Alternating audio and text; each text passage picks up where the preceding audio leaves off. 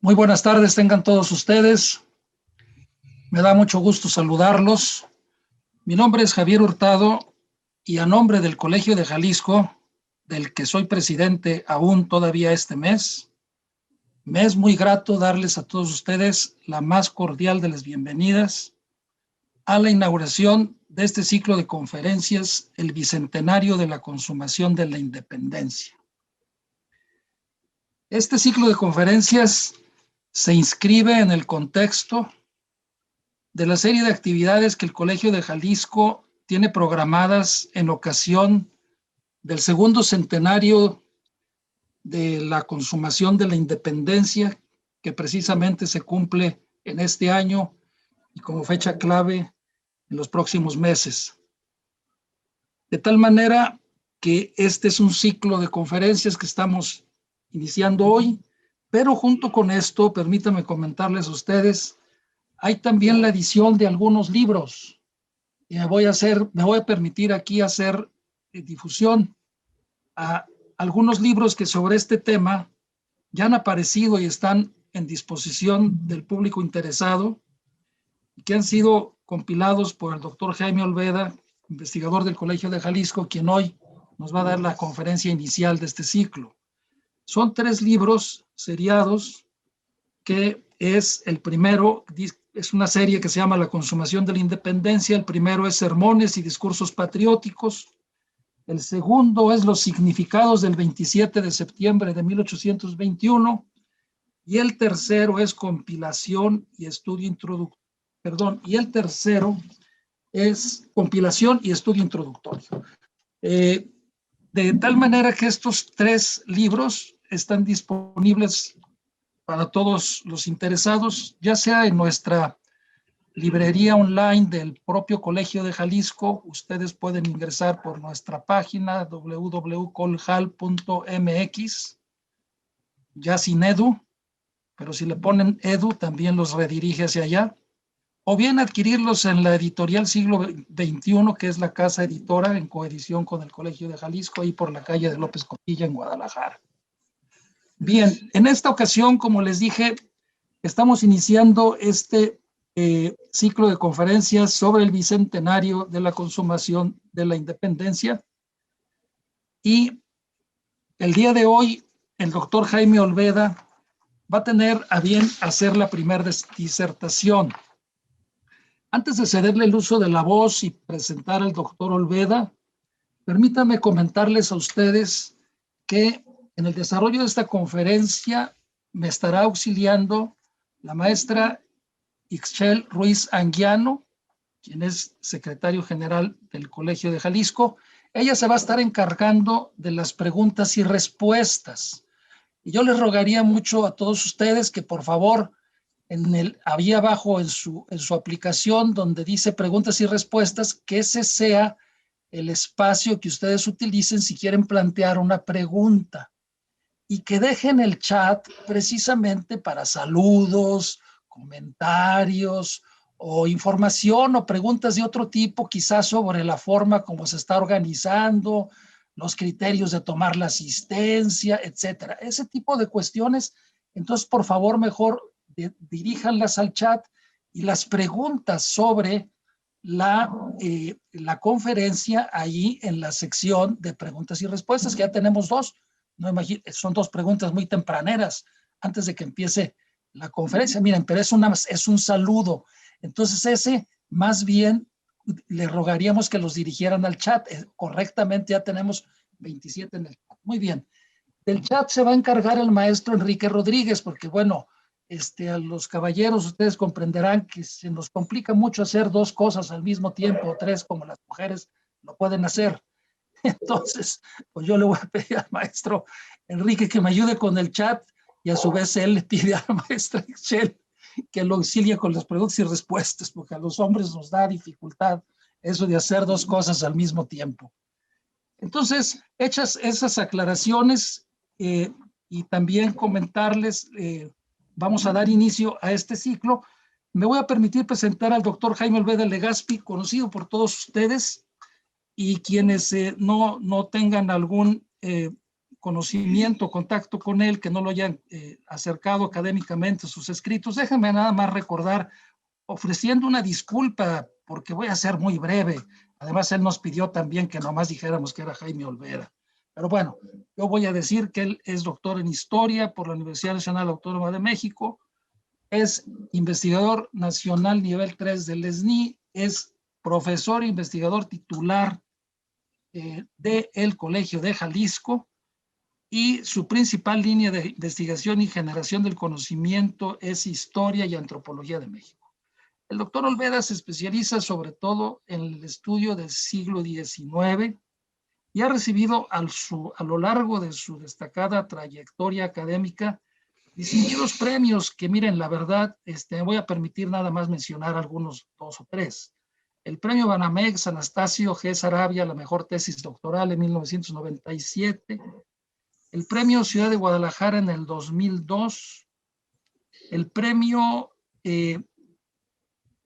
Jalisco en el ámbito humanístico en 2006, que es la máxima distinción que confiere el gobierno del Estado a los ciudadanos distinguidos de Jalisco. Y en general, el doctor Olvera pues es muy reconocido por su vasta producción académica y editorial, de las cuales ya les mencioné sus últimas 3 producciones.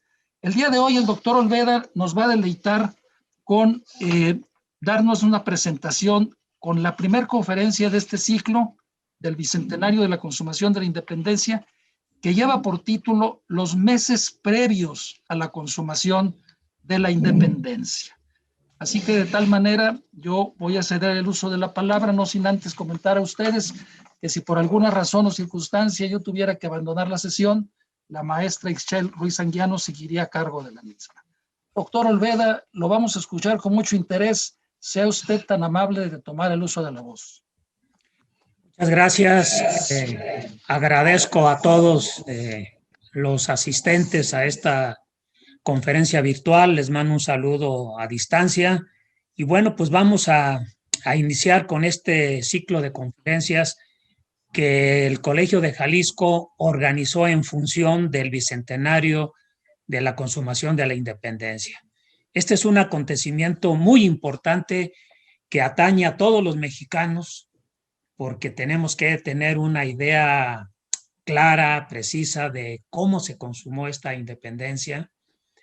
Y bueno, como una de las labores del historiador es, aparte de investigar, descubrir nuevos conocimientos, pues otra de las obligaciones es también repensar la historia, ver cómo se ha escrito y dónde o en qué partes de la historia está salpicada de mitos, de distorsiones.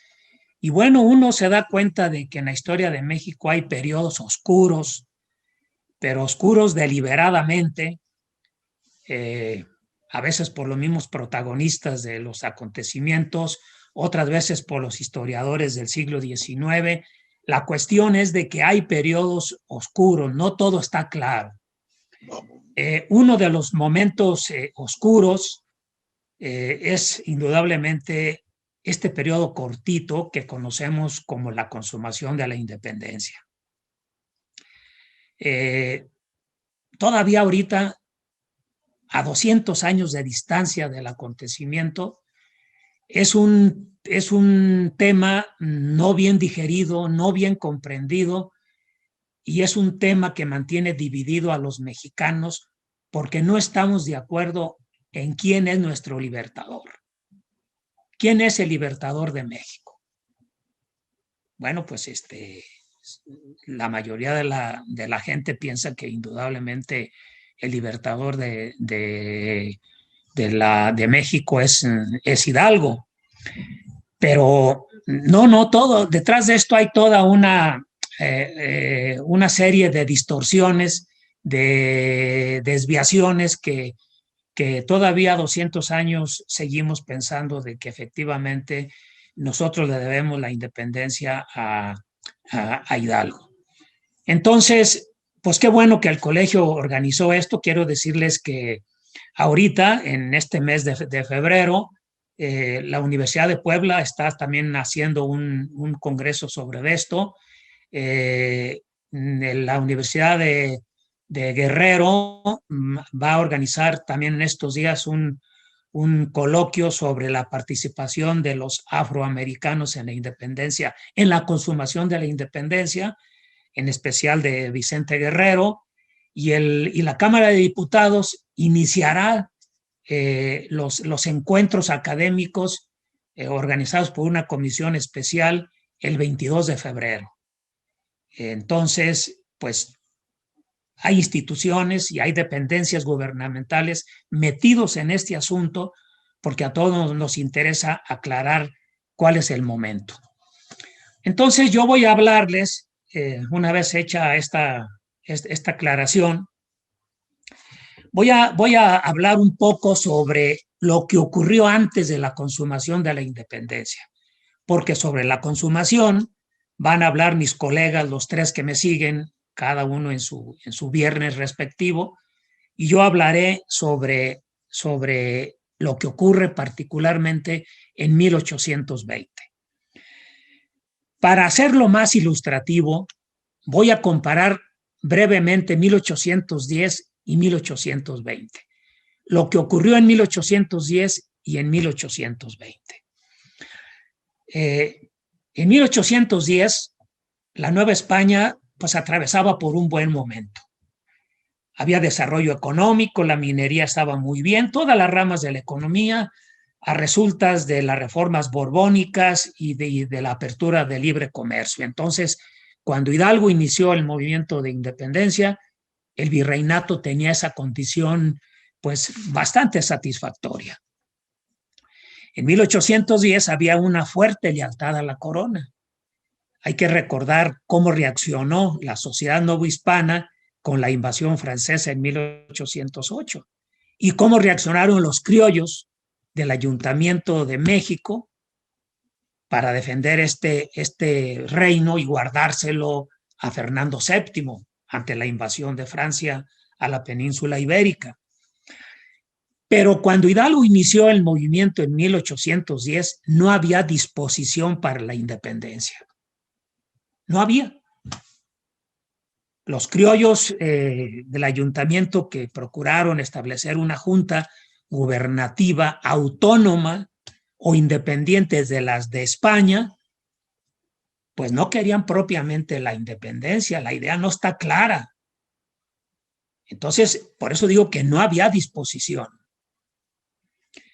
Entonces, inicia la guerra en 1810, una guerra que no la piensen como las guerras napoleónicas, es una guerra muy especial. Yo siempre he dicho que es una guerra, sobre todo al inicio, muy rústica por el modo de combatir, por las armas que se utilizaron, etcétera, ¿no? Entonces, más bien es una guerra de aniquilamiento, porque también recordarán ustedes que cuando inició la insurrección Hidalgo, pues él anunció que iban a matar a los españoles, porque eran los máximos enemigos de los criollos. Y ya cuando se armó las huestes insurgentes, pues también, los realistas también iban a aniquilar a los insurgentes. Entonces, los dos bandos practican una guerra prácticamente de aniquilamiento. Otra cosa que hay que tomar en cuenta es que en este año inicia la carrera militar para muchos oficiales, tanto insurgentes como realistas. Entonces, se van a ejercitar en una guerra, porque antes de esto no había una experiencia previa militar en donde hayan sostenido algún enfrentamiento. Inicia una carrera militar. Entonces, inicia también la insurrección sin tener un plan preconcebido. Por eso lo espontáneo y todas esas cosas privó durante el inicio de la insurrección. Ahora, en este 1810, quienes asumen la dirección de este movimiento, de esta insurrección, son los criollos. Los mismos que, bueno, los criollos que habían planteado sus demandas desde 1808. Todos ellos tenían unas ideas imprecisas. Entonces, esto a ustedes los puede ver con claridad de que no había condiciones para la independencia, no había inclinación, las cosas apenas se estaban concibiendo, ¿no? Se estaba iniciando una insurrección. Bueno, lo que ocurre en 1820 ya es otra cosa distinta. 1820 no es 1810. Hay un margen de 10 años. La guerra atravesó por diferentes etapas, por diferentes dirigentes, se utilizaron distintas estrategias y entonces en 1820 la situación de la Nueva España era distinta a la de 1810. ¿Qué ocurría en 1820? Bueno, en 1820 el reino de la Nueva España estaba en ruinas. Si en 1810 era próspero por las reformas borbónicas porque no vivía en estado de guerra, después de 10 años continuos de guerra, el reino estaba prácticamente en ruinas. Esto es muy importante, porque el México independiente va a alumbrar rodeado de una grave crisis económica. Entonces, esto es muy importante tenerlo en cuenta. La lealtad y la fidelidad que en 1810 estaba bien afianzada, aquí la lealtad ya está debilitada.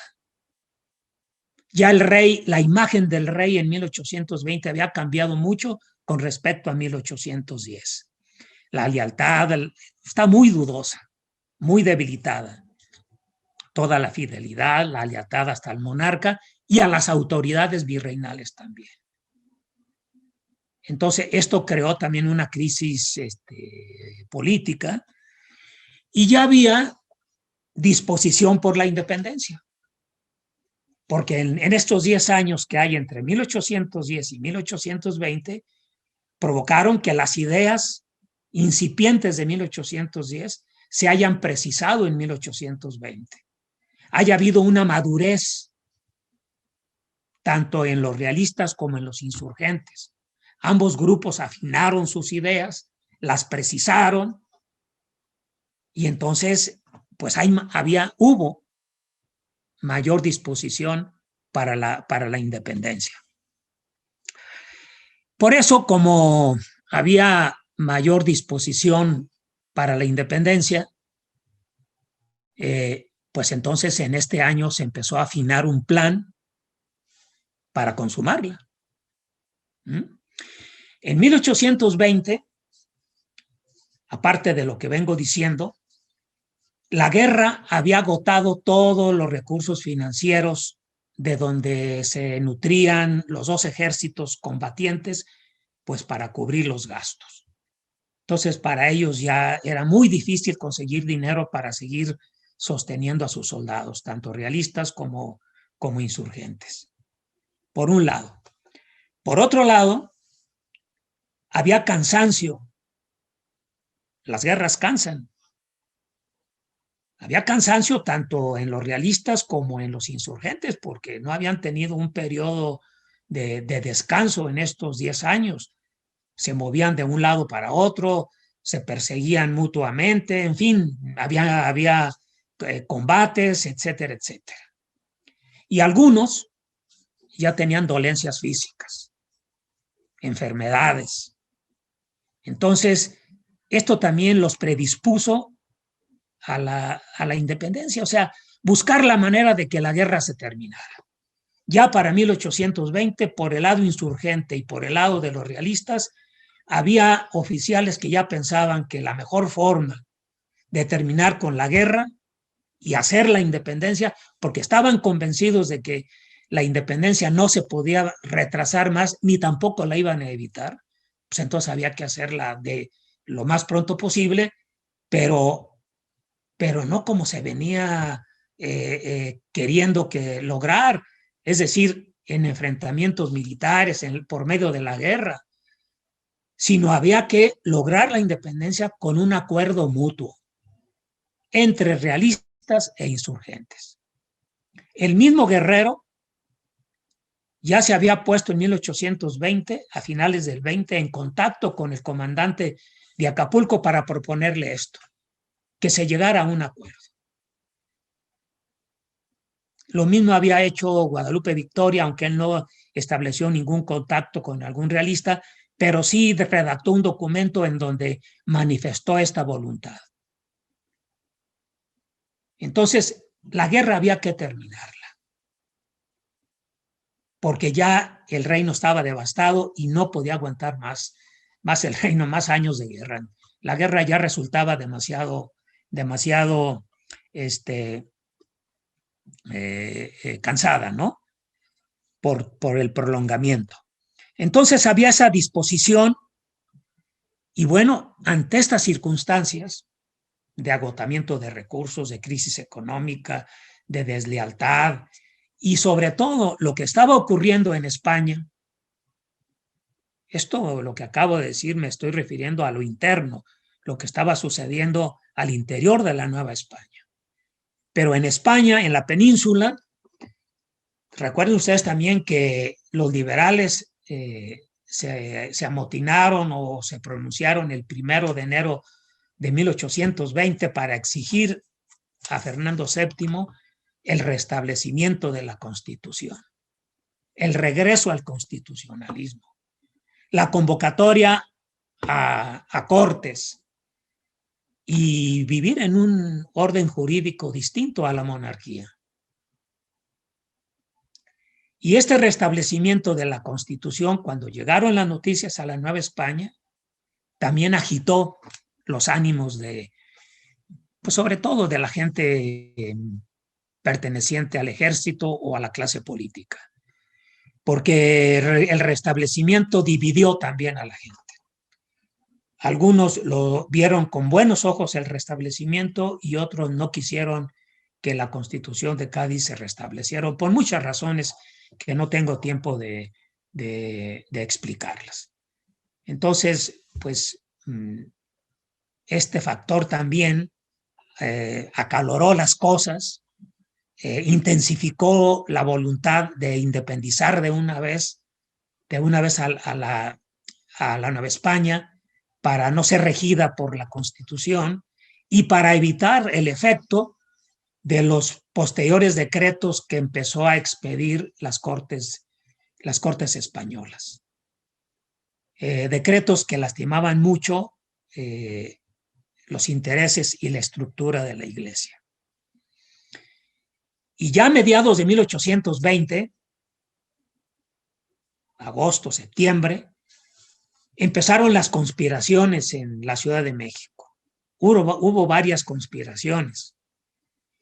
Se le ha dado mucha importancia a una que para algunos autores es cuestionable, la conspiración de la Profesa, o sea, en el templo de San Felipe Neri, en la Ciudad de México.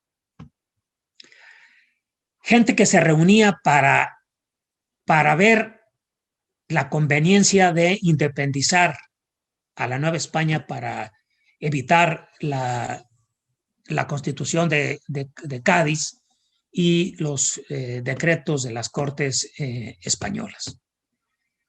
Y ahí son unos meses de muchos rumores. Eso también es muy importante porque las noticias no eran muy ciertas. De muchos rumores que alarmaron a mucha gente por todo lo que estaba sucediendo en España, por lo que se decía que iba a pasar y por todo lo que se difundía de estas reuniones clandestinas que tenían personajes importantes de la Ciudad de México. Quien supo captar este momento tan crucial de 1820, todas estas cosas que yo vengo mencionando y que alteraron mucho el ánimo del público, y noticias que se difundieron en las provincias. En las provincias también llegaron estas noticias por medio de periódicos o o de los arrieros que transmitían noticias orales y que le agregaban también un poco de su propia cosecha, bueno, en fin. Pero la gente estaba informada de una manera u otra. Entonces, para mí, 1820 es un año muy importante. Muy importante por todo lo que ocurrió, por todo lo que se combinó, por todo lo que se negoció, en fin, por muchas circunstancias. Entonces, quien mejor comprendió esto fue Agustín de Iturbide, un oficial realista criollo. Por eso también hay que tener en cuenta que si en 1810 los criollos asumen la dirección del movimiento que inició Hidalgo, en 1820 también van a ser los criollos los que encabezó Iturbide para elaborar un plan. Porque Iturbide entendió lo que ya otros habían entendido, de que esta guerra debería de terminar y de que había que hacer la independencia de una manera pacífica, no mediante la guerra.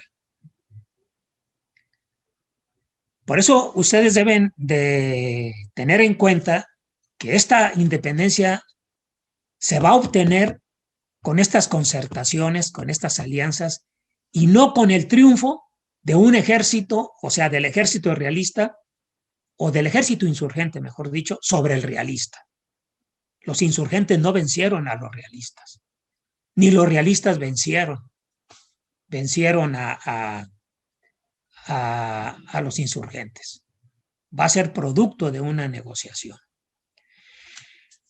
Voy a regresarme un poquitito porque se me olvidó mencionar una cosa muy importante de lo que sucedía también. El ejército realista estaba muy inconforme en 1820, después de 10 años de guerra. ¿Por qué estaba inconforme? Porque no se les había pagado en los primeros meses de 1820, no se les había pagado su salario, porque no había recursos. Y segundo, los altos oficiales estaban resentidos con el virrey y con la corona porque no les habían dado ascensos militares.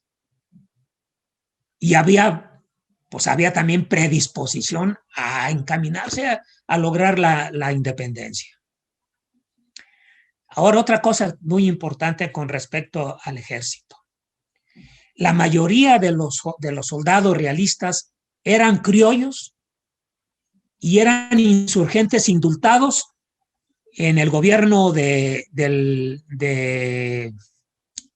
virrey, ahí se me está yendo el nombre.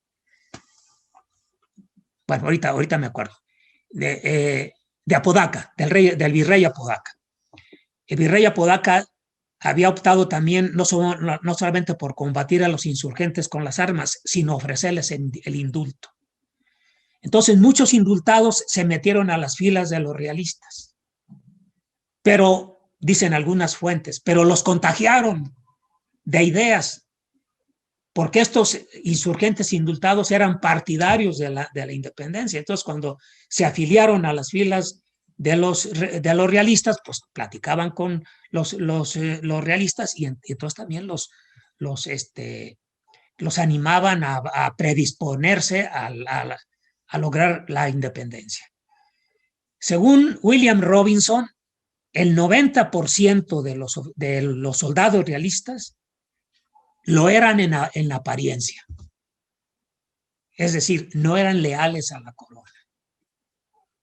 Por eso Iturbide, ahora sí ya regreso al punto donde me quedé, por eso Iturbide, cuando empezó a diseñar el plan, sabía de esta situación, de cómo estaba el ejército realista. Y él sabía que buena parte de este ejército se iba a incorporar a uno nuevo que él pretendía formar, que es el que nosotros conocemos como el ejército trigarante o el ejército de las tres garantías. Entonces, él lo sabía muy bien.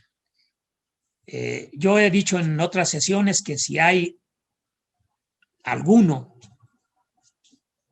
soldado, tanto insurgente como realista, que haya conocido muy bien el desenvolvimiento de la guerra, este fue Iturbide. Porque desde que inició Hidalgo la insurrección, se incorporó a las filas realistas y combatió la insurgencia. Entonces Iturbide conocía muy bien todo. Conocía buena parte del virreinato, esto es importante. Conocía el ejército, conocía a las élites, conocía a la iglesia. Entonces era un tipo, pues un líder nato, una gente que captó todo esto y que entendió una cosa entonces, que para lograr la independencia había que hacer un plan político y una nueva revolución, distinta a la revolución que iniciaron los insurgentes.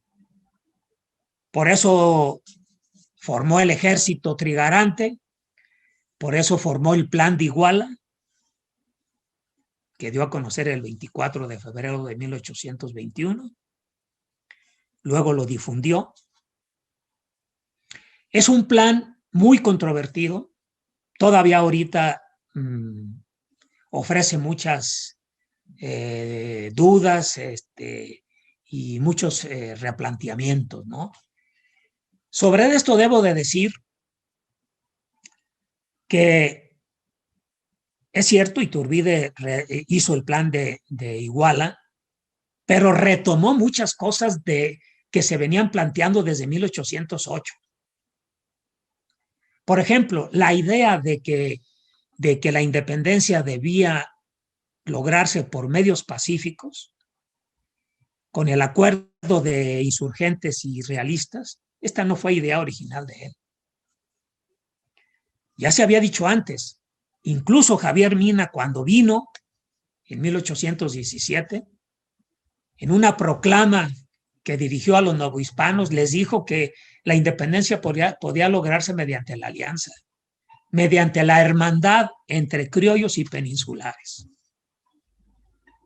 Entonces, pues no hay que atribuirle a Iturbide todas las ideas a él.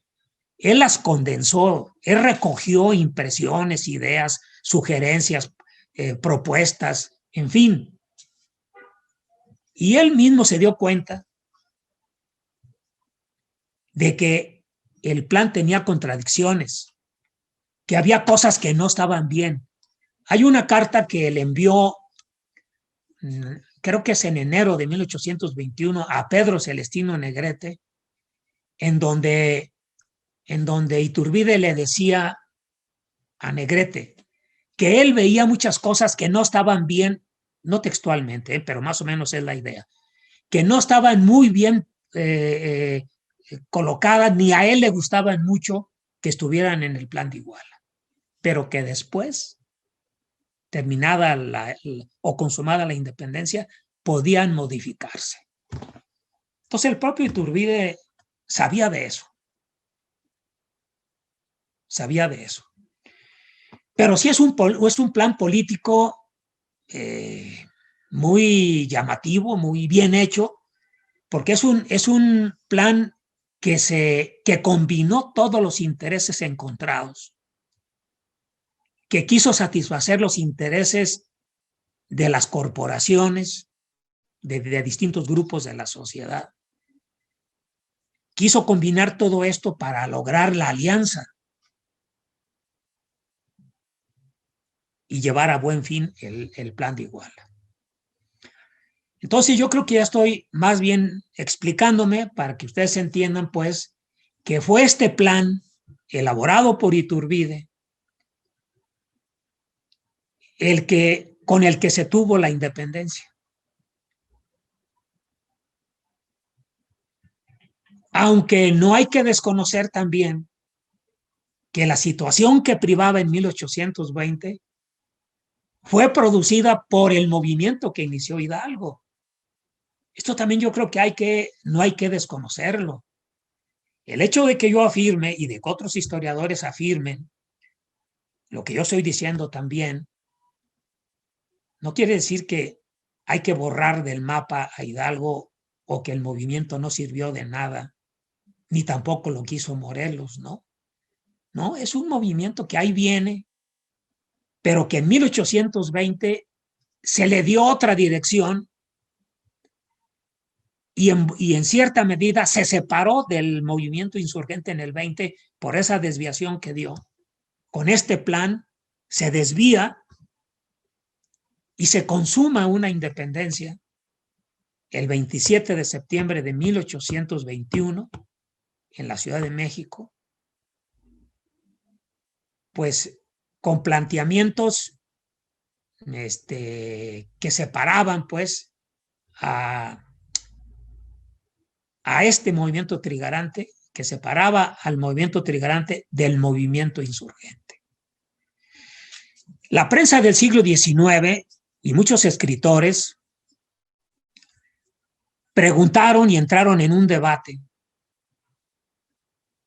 si era el mismo movimiento el de Hidalgo que el de Iturbide, o que si eran dos distintos. Y luego también se llegó a decir de que, bueno, los dos movimientos tenían sus propios gritos, ¿verdad? El grito de Dolores, un grito de odio hacia los españoles, de venganza, y el grito de Iguala, un grito de armónico, de conciliación, de reconciliación, de unión. Entonces, los contrastaban, ¿no? Se contrastaba el movimiento violento de los insurgentes con el movimiento ordenador pacífico de Iturbide, y de que en un plazo de 7 meses, de febrero a septiembre de 1821, haya logrado consumar la independencia por medios pacíficos. Entonces,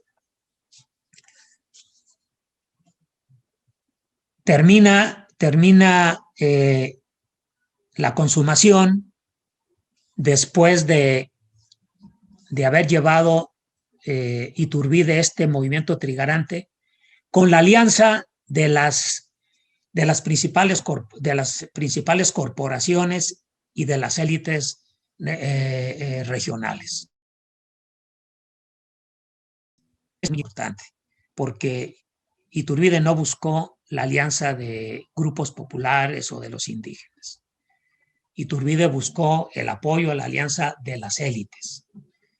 Esto también sirvió de mucho para que los enemigos de Iturbide pues le hicieran muchas recriminaciones, ¿no?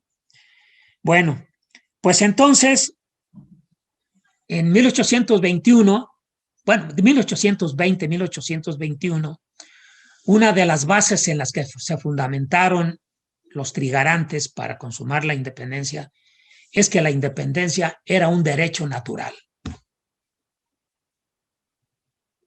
Esto también me parece que es muy importante recordarlo, ¿no? Las naciones, entre comillas, tenían el derecho de ser libres porque era un derecho natural. Y también otra cosa muy importante que manejó mucho el discurso trigarante. La Nueva España tenía la madurez necesaria para separarse de la metrópoli española. Razonamiento que en 1810 apenas se estaba cuestionando si existía la madurez o no para separarse de España, ¿no? Pues ya para 1820 y sobre todo ya en 1821, el discurso trigarante se basaba en este principio de que el derecho natural asistía a los novohispanos y los novohispanos tenían razón para independizarse. También quiero agregar otra cosa muy importante. Se corrió la voz porque en la elaboración del plan de Iguala, confluyeron muchas cosas. No solamente las ideas de Iturbide, otras cosas. Entre otras, una carta que muchos dudan de la autenticidad, es una carta que escribió Fernando VII al virrey Apodaca el 24 de diciembre de 1820, en la que le decía el rey de que él se sentía muy incómodo en vivir en la España constitucional, que a él le gustaría venirse a la Nueva España a vivir, a residir, porque aquí encontraba a los súbditos más fieles, más leales. Que fuera preparando un movimiento para consumar la independencia y que buscara un oficial de prestigio para que se pusiera al frente de ese movimiento.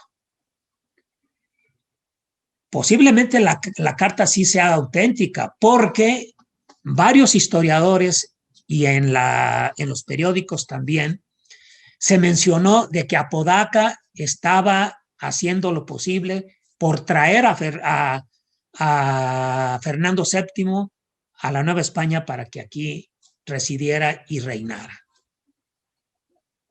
Entonces, pues este también es un punto muy importante que vale la pena tenerlo en cuenta, pues para que vean ustedes que todo el año de 1820 y casi el primer semestre de 1821 fueron meses de planeación, de afinación de ideas, de proyectos, de concertar alianzas, de separarse del movimiento insurgente para preparar una nueva revolución y llevar a cabo la independencia.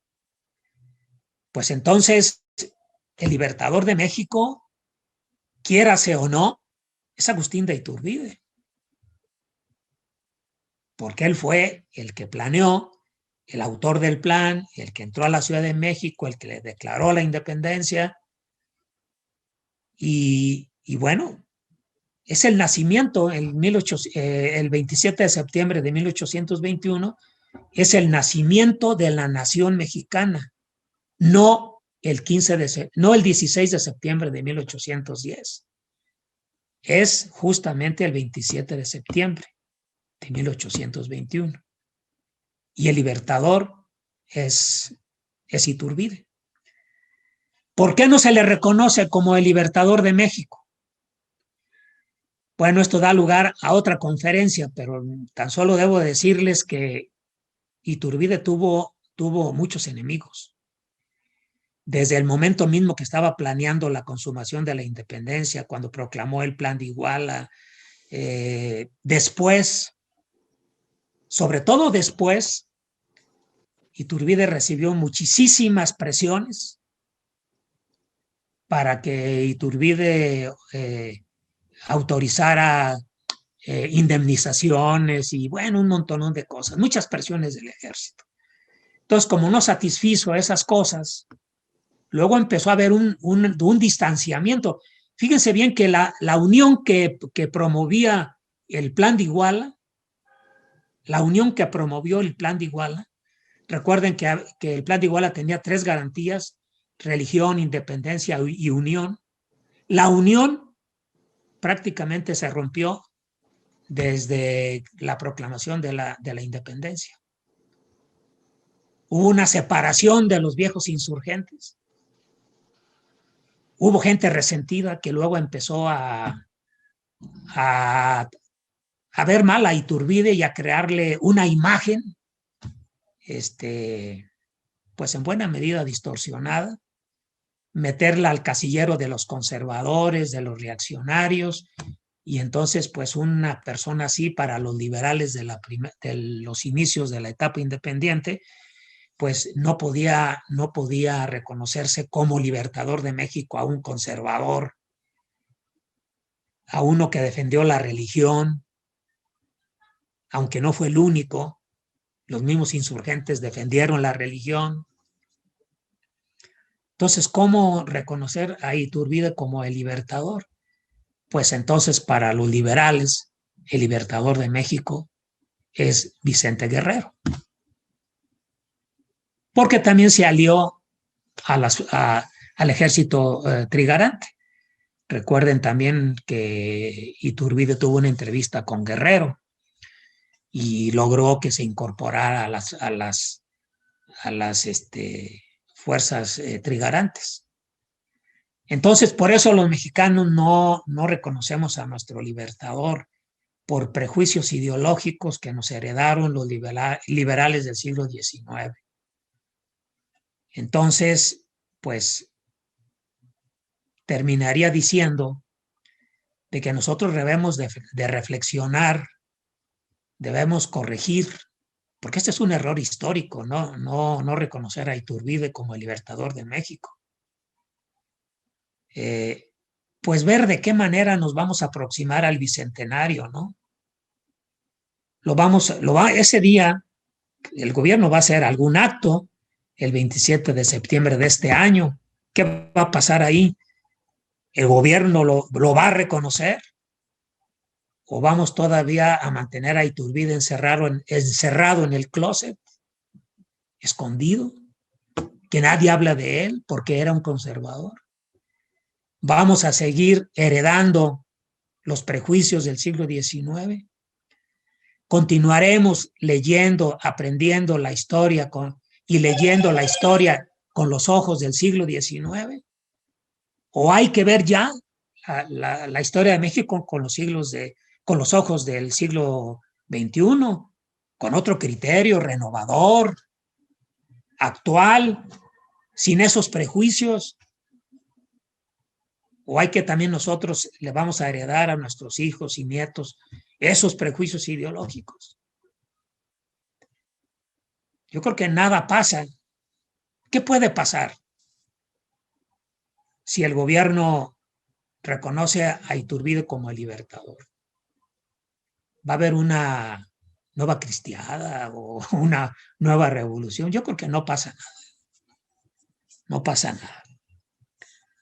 Bueno, pues los invito a estar atentos a lo que vaya ocurriendo de aquí a septiembre, porque va a haber reuniones académicas, se van a publicar libros, artículos, y bueno, el colegio todavía tiene pendiente tres conferencias estos viernes de febrero que les recomiendo no perderlas porque tienen secuencia. Yo las ordené de manera que vaya siendo gradual y que no haya saltos para que ustedes tengan una mejor idea sobre este proceso que empezó a gestarse en 1820 y termina en 1821.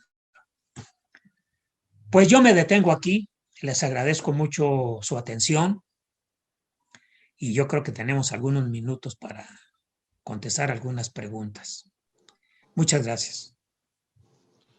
Gracias a usted, doctor Olveda.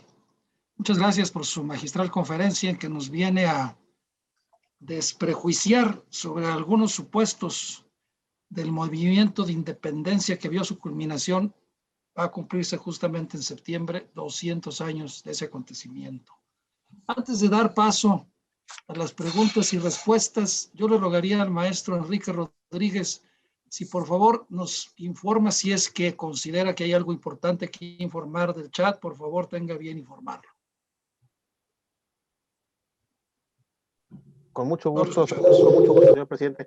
Para informarles a todos que, bueno, de los saludos que hemos estado recibiendo a través del chat, no nada más es personas de distintos estados de la República Mexicana que se conectan, sino también quiero destacar que hay personas de Colombia, de Venezuela, de Nicaragua que han transmitido saludos para todos ustedes y principalmente para el doctor Jaime Olveda, entre quienes también, repito, de la República Mexicana, Querétaro y varios estados más que han señalado.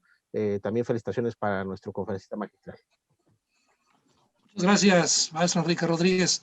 Bien, vamos a ceder el uso de la voz a la maestra Ixchel Ruiz Anguiano para que nos planteara las preguntas y respuestas, y ya a partir de este momento ella se queda a cargo de la sesión, tendrá bien clausurarla y darnos cuenta de cuáles van a ser las siguientes conferencias de las semanas posteriores. Adelante, maestra, por favor. Muchas gracias, doctor Javier Hurtado. Muchas felicidades, doctor Jaime Olveda. Hay muchos comentarios, como siempre que usted participa, muchas felicitaciones. Entonces, quiero comenzar esta ronda de preguntas haciéndole las siguientes. Joaquín Espinosa le pregunta, ¿quiénes considera que fueron las influencias ideológicas más importantes para Iturbide durante los meses previos a la publicación del Plan de Iguala? En este sentido también de influencias, pregunta Ricardo Pinto, entendiendo que la consumación de la independencia fue el resultado de un proceso ideológico continuo que inició antes de 1810, ¿qué tan trascendental fue el pensamiento de Fray Melchor de Talamantes para el movimiento de 1820 y 1821? Le envía saludos también desde Lima. No sé si quiera contestar esas preguntas o Sí. leo una más. Muy bien, perfecto. Sí. Gracias. Bueno, yo en un momento dije que a partir de 1808, los hombres cultos de la Nueva España explicaron y escribieron y explicaron todas las repercusiones y el significado de la invasión francesa a España y las repercusiones que tenía en la Nueva España. A lo largo de la guerra también se va a escribir sobre lo que estaba ocurriendo en España, lo que estaba ocurriendo aquí, el desarrollo de la guerra. Y son ideas que para Iturbide no fueron ajenas.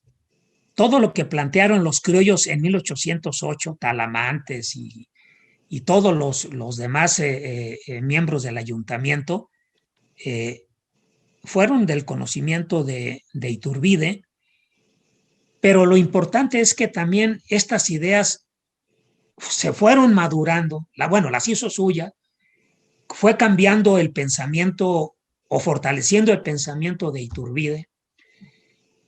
Y en 1820, todo lo que se escribió también, pues Iturbide estuvo muy informado de eso, de lo que se publicaba en los periódicos, y sobre todo de una obra muy importante del arzobispo Prat. El arzobispo Prat, la obra de Prat justificaba a los reinos americanos de su deseo de lograr la independencia. Prat decía de que tenían derecho, que era un derecho natural, que los pueblos americanos tenían el derecho de independizarse y que la independencia no iba ya a tardar. Prat escribió en 1819-20 que los pueblos de América no iban a tardar mucho en lograr su independencia porque España estaba debilitada y no podía sujetarlos por más tiempo. Además, los reinos americanos habían adquirido una madurez. Entonces, Iturbide se nutrió de estas ideas que yo vengo mencionando, porque también no era un hombre de mucha lectura, es un militar. Entonces, en los 10 años, pues no se dedicó mucho a la lectura, de consultar libros, a los ilustrados, etcétera. Era un hombre de guerra, muy ocupado en sus labores militares. Entonces, pues lee lo que publicaban los periódicos, algunos folletos, lo que escuchaba, pero sí los historiadores están de acuerdo, los historiadores del 19, de que sí leyó a Prat y de ahí recogió también muchas ideas, porque hay algunas frases que están en el Plan de Iguala o en la introducción del Plan de Iguala, que son ideas que tienen mucho que ver con las afirmaciones que había hecho Prat. Entonces, bueno, la segunda pregunta, pues sí, en 1808 se empezaron a publicar muchas cosas, no solamente Talamantes, Fray Melchor de Talamantes, otros criollos también, porque sobre todo en la imprenta de la Ciudad de México y algunos en Puebla, poco en Guadalajara, sobre esta invasión que despertó también, la invasión napoleónica, que despertó también el espíritu revolucionario, el deseo de, si no de una independencia absoluta en 1808, ya es una idea de, cuando menos, de autonomía. La autonomía del reino, pues para gobernarse por sí mismo, pero sin separarse de España.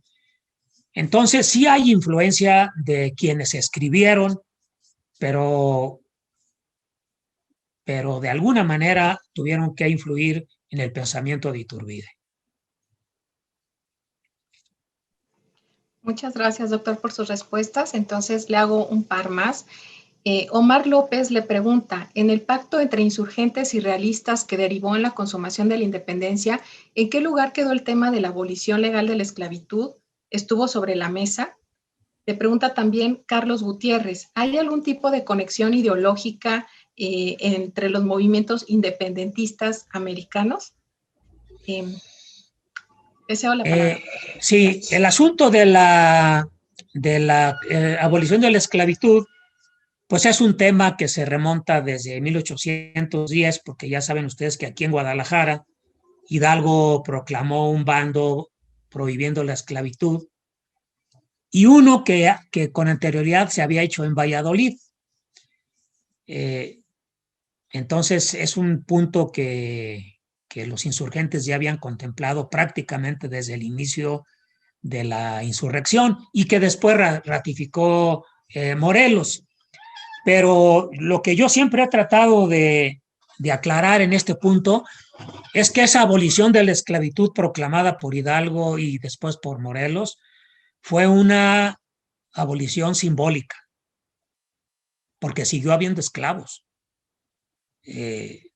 Aquí en Guadalajara, si aquí en Hidalgo emitió ese decreto, pues los esclavistas de Guadalajara los liberaron para que no les aplicaran la pena de muerte, porque el que no los liberara tenían consignado la pena de muerte, entonces pues sí los liberaron. Pero una vez que se fue Hidalgo de Guadalajara, estos esclavistas pidieron a las autoridades de Guadalajara el regreso de sus esclavos, ¿verdad? Y la esclavitud siguió. Entonces, por eso digo que es una abolición simbólica, pero no se ejecutó bien, no se cumplió, ¿verdad? Yo creo que en Yucatán, en Veracruz, donde no estaba Hidalgo cuando él emitió el decreto, pues nadie los liberó. Pues ¿por qué los iban a liberar? Pues no, yo creo que no.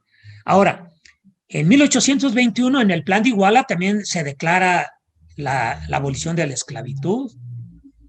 Todos son ciudadanos libres. Entonces sí hay una conexión en ese sentido, ¿verdad? Entonces hay que verlo así. Ahora, la conexión que pudo haber habido entre los grupos insurgentes de la Nueva España con los de América del Sur. Sí hubo una relación, pero no muy estrecha, una relación media interrumpida y no de muchos compromisos.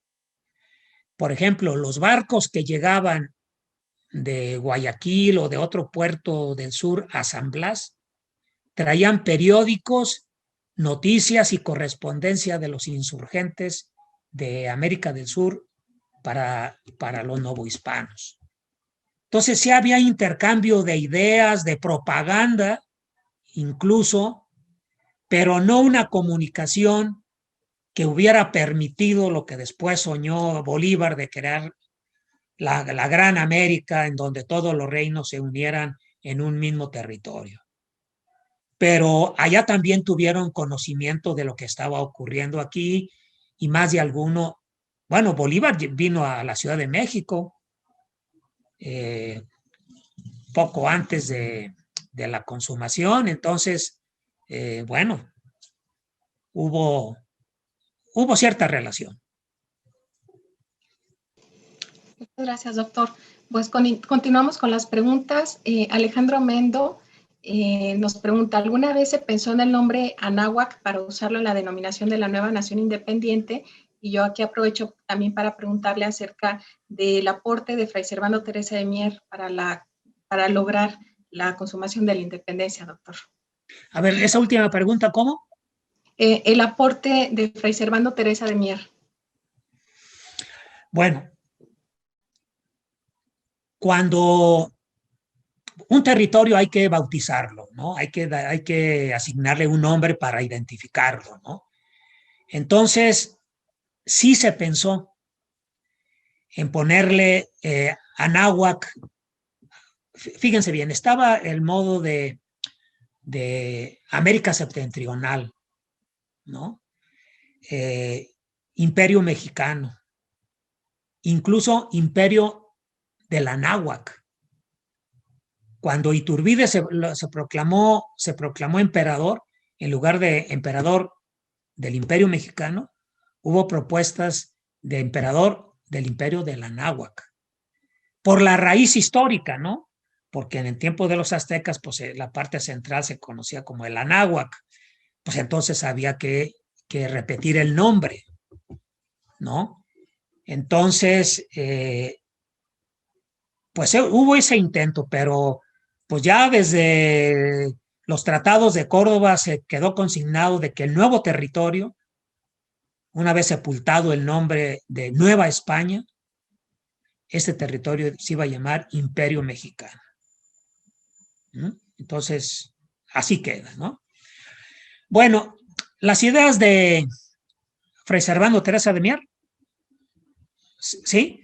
Bueno, las ideas más bien son en el sentido de, o las ideas centrales es con respecto a la soberanía. ¿En quién reside la soberanía? Bueno, reside en el pueblo, pero el pueblo tiene que transferirla. Pero la transfiere ¿a quién? ¿Al poder legislativo, al Congreso, o el soberano es el ejecutivo para seguir la tradición del monarca? Porque el monarca en el régimen antiguo, el monarca era el soberano.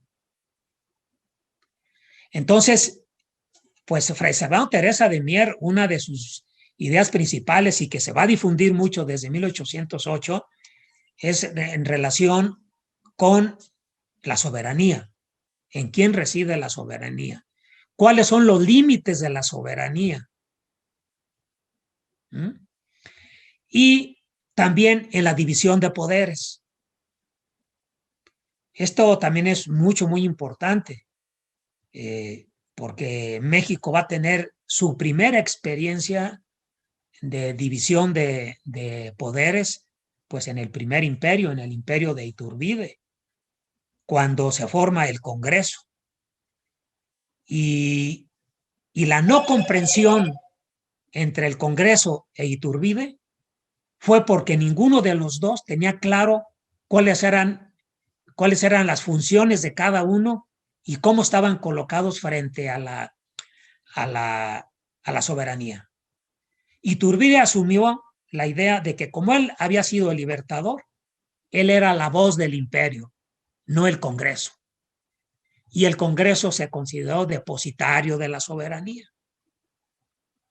Y entonces esto los llevó a chocar y pocos meses después Iturbide suprimió el Congreso por un malentendimiento.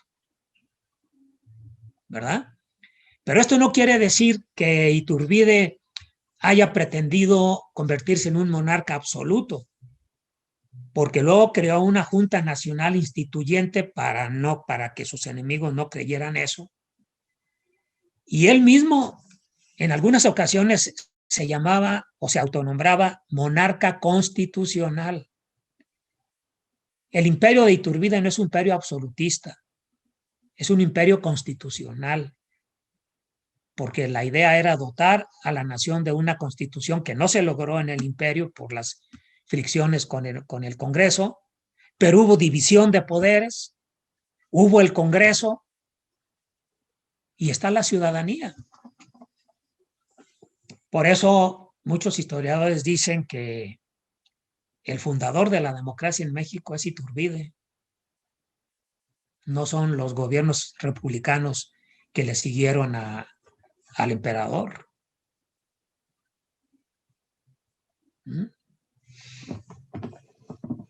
Muchas gracias, doctor, por su explicación. Tenemos también un grupo de 3 preguntas relacionadas con recomendaciones bibliográficas y consulta de fuentes. Se las voy a leer a continuación. ¿En qué libros podremos encontrar más información sobre la figura de Iturbide y su relación con las élites? También le preguntan qué autores nos recomienda leer para profundizar en el periodo de 1820-1821. Y por último, ¿dónde podría consultarse la carta de Fernando VII a Apodaca o leer más sobre ella? Bueno, sobre la carta de Apodaca, yo me la encontré en 2 periódicos de la Ciudad de México. No recuerdo la fecha, pero me pueden escribir a mi correo y les mando la cita. Pero también después me di cuenta, después que me las encontré en los periódicos, me di cuenta que esa carta también está en México a través de los siglos, en el tomo 3. Hay que buscarla, ahí está la carta textual. Yo me la encontré primero en 2 periódicos de la Ciudad de México. Para bibliografía para Iturbide, pues hay que leer el libro de Timothy Annan, que se llama El Imperio de Iturbide. Aquí lo pueden ver. ¿Sí se ve bien? ¿Se ve bien en la pantalla? A ver si... ¿Así se ve mejor? Bueno, está este libro, que es muy bueno, y un libro de Jaime del Arenal, que se llama El modo de ser libres. Está publicado por el Colegio de Michoacán. Después lo publicó el INERM, pero pueden ver las 2 ediciones. Pero también deben recurrir a los 3 libros que yo acabo de publicar y que mencionó nuestro presidente al inicio de esta sesión. Son 3 libros que publicó el siglo XXI, que ya están a la venta en el siglo XXI y en el colegio, que se llaman La consumación de la independencia, sermones y discursos patrióticos. Primer volumen. El segundo volumen se llama La consumación de la independencia y como subtítulo, El significado del 27 de septiembre de 1821. Este libro reúne artículos que publicó la prensa sobre el 27 de septiembre para hacer ver a los mexicanos lo que significaba el 27 de septiembre. ¿Por qué los mexicanos no conmemoraban la consumación de la independencia el 27 de septiembre? Bueno, aquí hay un montonón de artículos que los autores, la mayor parte anónimos, escribieron sobre este asunto. Por eso se llaman Los significados del 27 de septiembre.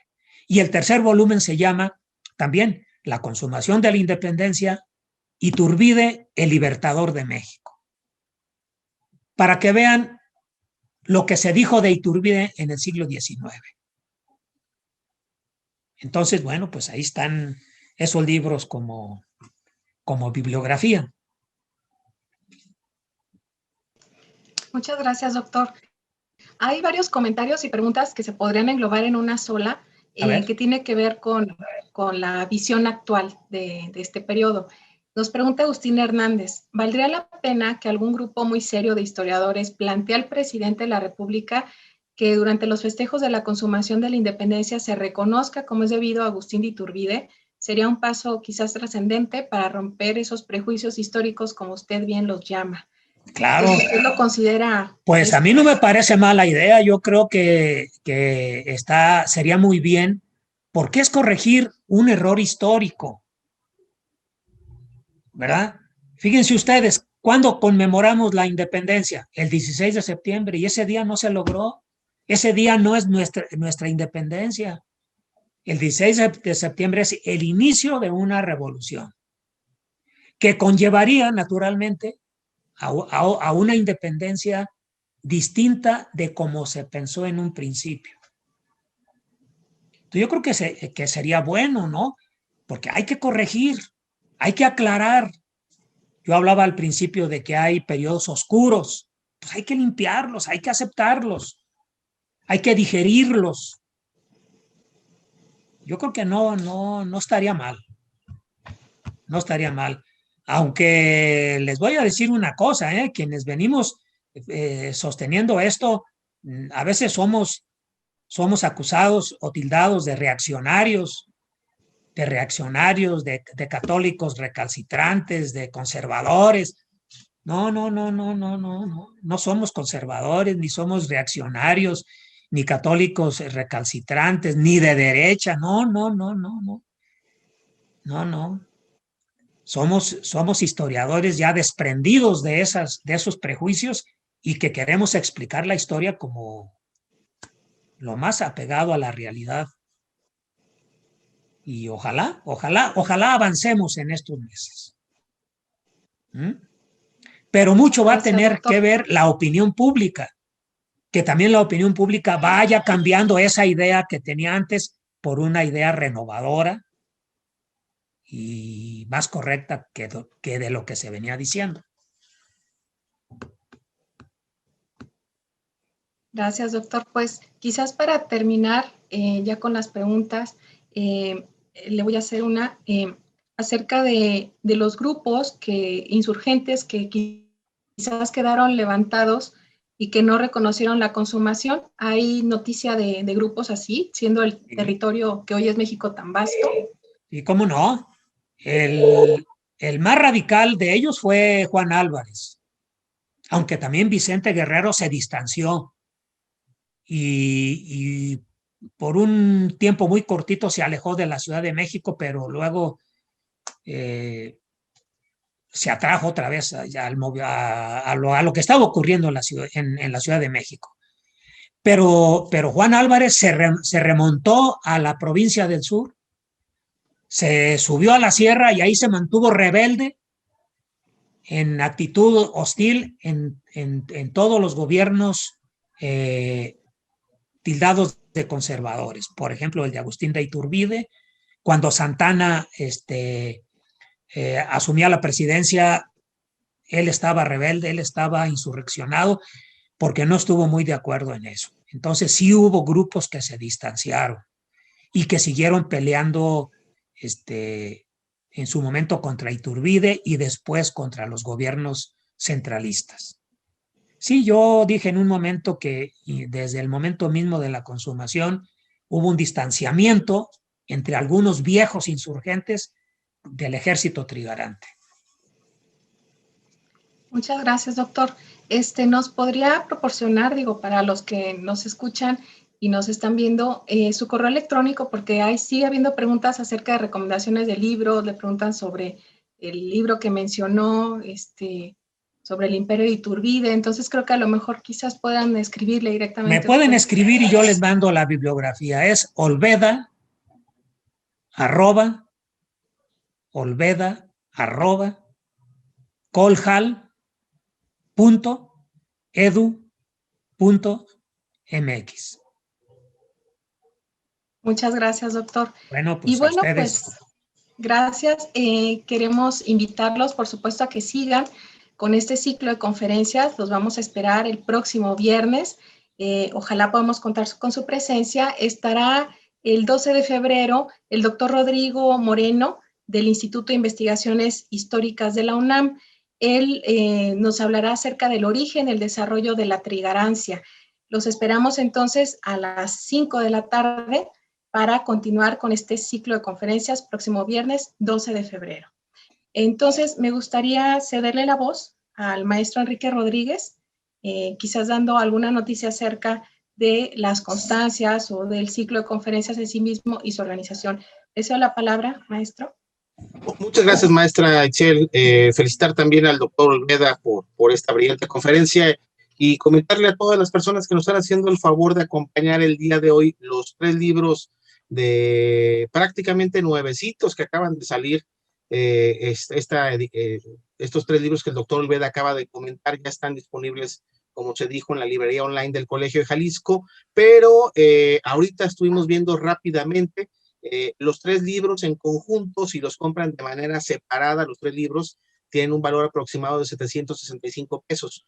Pero si los compran el día de hoy o cualquiera de los viernes del ciclo de conferencias, los 3 libros van a tener un costo de 500 pesos, para que justamente tengan nuevamente los 3 libros por 500 pesos.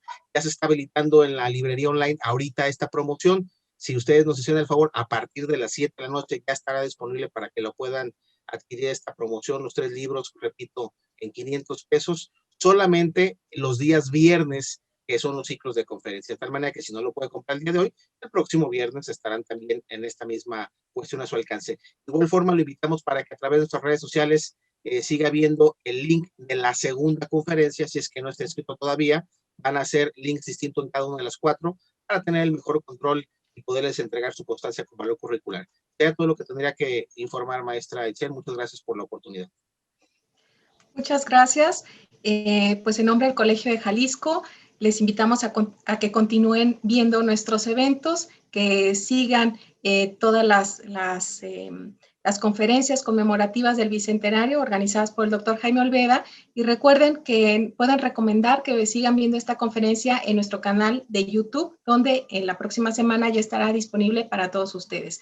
Muchas gracias por acompañarnos, muchas felicidades, doctor Olveda, y bueno, pues seguimos aquí transmitiendo en el Colegio de Jalisco con actividades muy interesantes para todos ustedes. Muchas gracias, hasta el próximo viernes.